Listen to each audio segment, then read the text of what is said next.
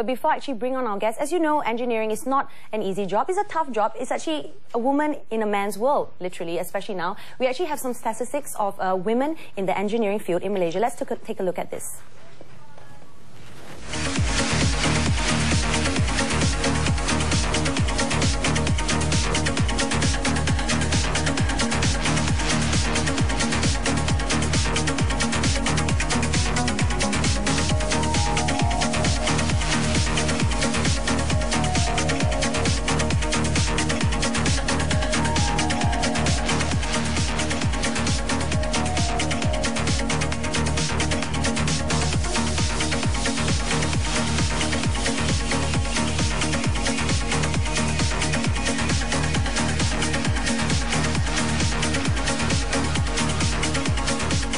Well, you saw the stats, and with me I have my inspiring ladies on the show. They are women engineer and they're definitely great examples. Let's please welcome Yang Berbahagia Dato Rosaline, Director, Min Consult, Sendirian Berhad and Fellow of IEM.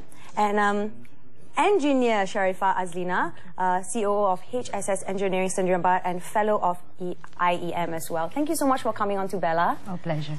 So you knew you were actually thinking that you were going to be sitting on the high chairs today, right? Oh, yeah. You've seen those high chairs of Bella, but yes, as engineers, you're like, if I'm sitting on those high chairs, I'm wearing pantsuits. That's right. Right? Everything must be engineered. Everything must be engineered. That's why you now and we're nice. synchronized, of course. Definitely, Yeah. but you've got your comfortable seats. So you're comfortable? Yes. I wanted to ask you, like, I know engineers, I mean, it's not an easy job. I mean, there's a lot of things like scientific knowledge, I mean, correct me if I'm wrong, problem solving and lots of stuff like that. But what is engineering? What's the job scope for people out there who are not really sure what engineering is all about?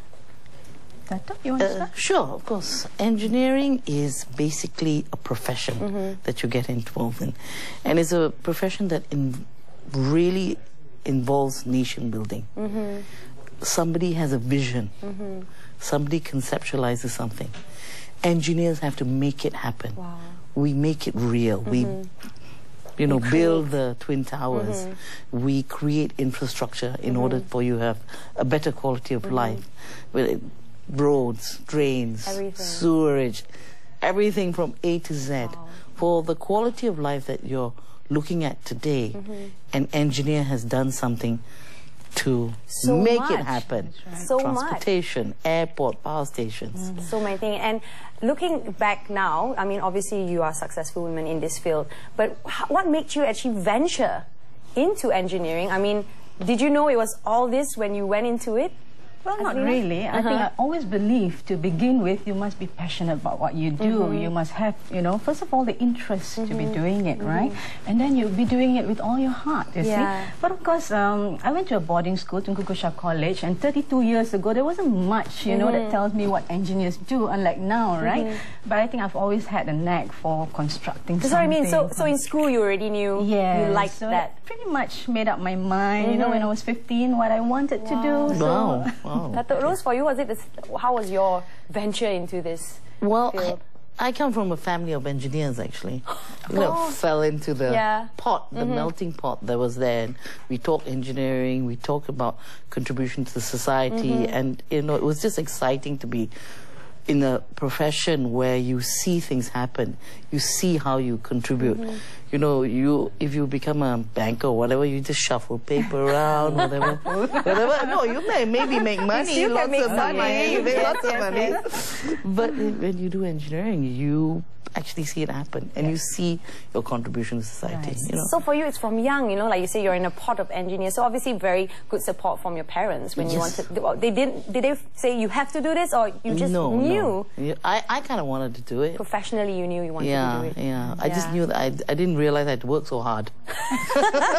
It's hard work, right? But it pays off. You get to see your dream. And for you, Azlina, was your family very supportive as well? Yes, of course. It's almost like expected of you to be doing, if it's not doctor, architect, if it's not that. That's what my dad said in those days. They lay out like it's either you be accountant, an architect, an engineer, or something like that. I thought of becoming an actual scientist. Wow. Paper shoveler, shoveler. Well, I'm glad I'm an engineer today. Yeah, definitely. And how hard was it like back then? Obviously, tell me about the class, you know, when you were in uni and everything. How many of girls were there in the class? Well, we are always the only female or the few females in the classes, you know, in the office, yeah.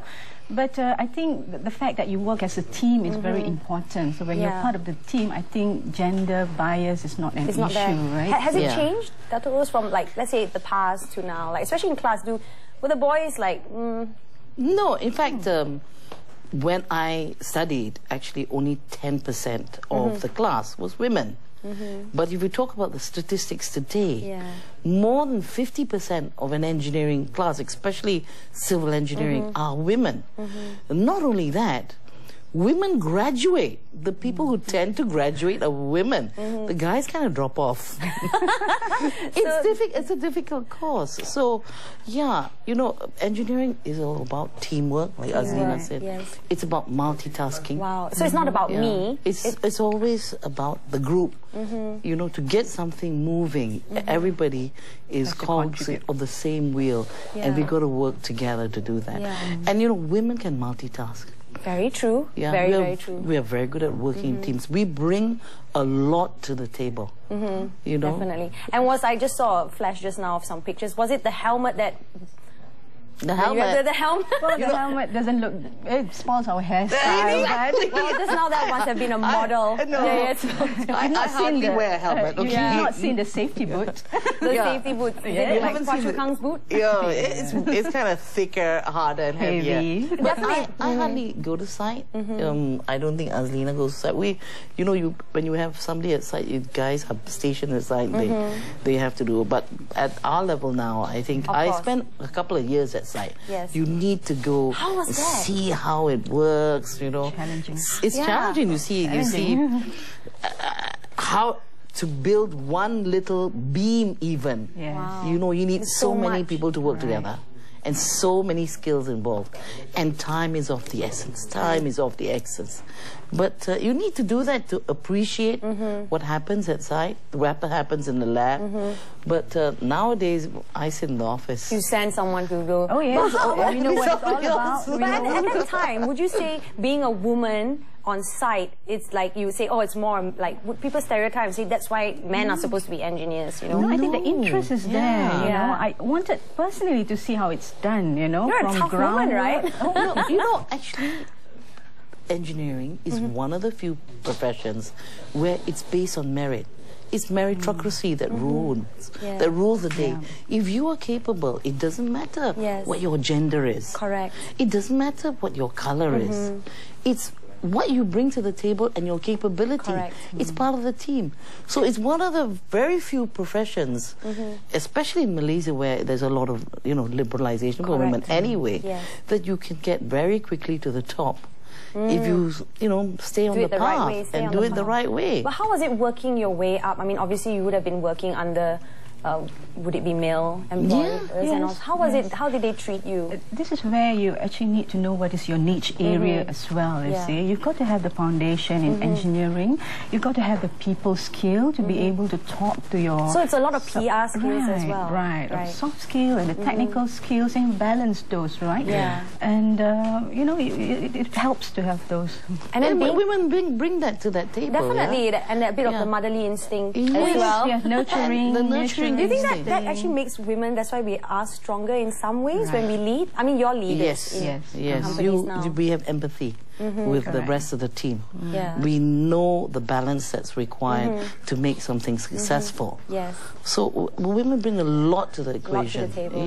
Definitely. And diversity in views as well. You see, we may not 100% agree with the men, but I think when we speak, it does make a difference. When we speak, there's power. On that note, we'll be going for a short break. You know what? It's so inspiring. So they'll be still with us on the show, so don't go anywhere.